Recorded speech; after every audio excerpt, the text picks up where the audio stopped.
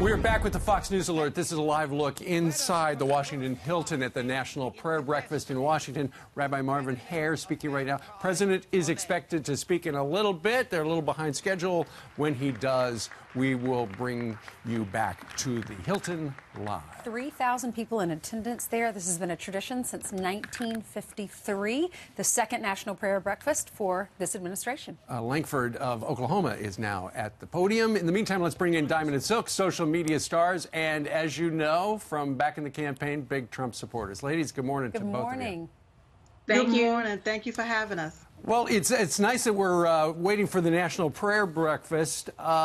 Just out of curiosity, we were going to ask you about his address after he had made it, but it's before. What would you like to hear from him today?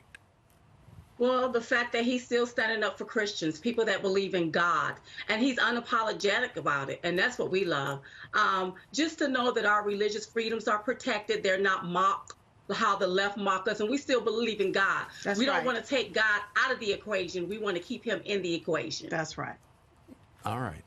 All right. What did you think about Eric Holder? He was speaking at a forum or conference, and someone asked him, plans for politics? And he said, yeah, maybe. And then someone said, how about for president? And he said, yeah, maybe, basically is what he said. So we've got Oprah, possibly, Joe Biden, and now Eric Holder. You know, why would anybody vote for Eric Holder when he couldn't even finish his term because he had to step down because of that gun running scheme? That's what he should have been talking about. That's right. And see, anybody that can't be transparent, why would we vote them into office? He wasn't transparent then. He won't be transparent if he ever get voted in. Right. And no, we don't need to vote for anybody like that. That can't tell us the truth about what happened with guns, that those guns go back to the hood where people are killing up each other. I mean, if he can't be transparent, then he can't be our president. And we're not interested in another well-rehearsed experience at being a corrupt politician. Right. I don't think he's going to run on that platform. I'll be well-rehearsed corrupt politician, but I do think that he didn't actually step down because of the gun running program, but he did get himself in trouble for it, but they didn't think that he actually did it.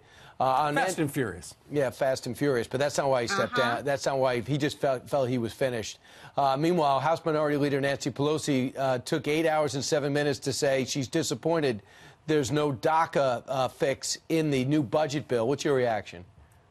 Well, you know, we don't understand that she could stand up and speak for DACA dreamers for 8 hours, yet she sat down on the fact that black unemployment was at its all-time low. That's what we don't understand. We wish that she would stand up for the American dreamers, but it's obviously that she won't. Listen, the president has already threw the deal on the table. Either she can come to the table and she can deal, he's thrown the dice, or the Democrat and her party, they're going to have to pay a heavy price. That's right. He's already put it out there. Come on, let's deal. If not, keep the bus moving. That's right.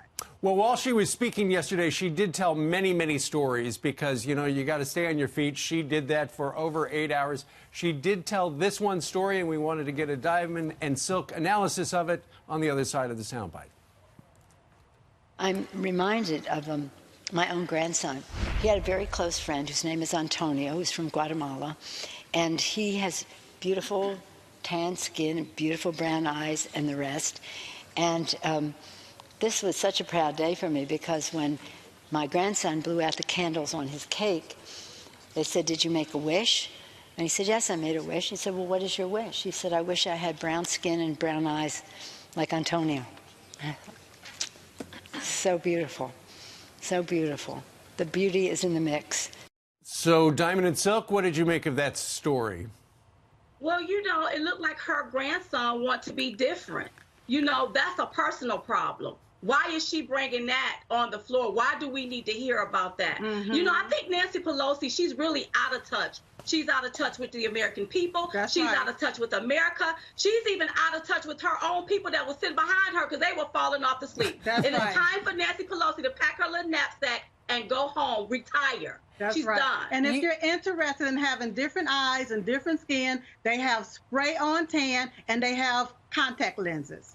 You have to hand it to her. She stood for 8 hours in 4-inch heels, ladies.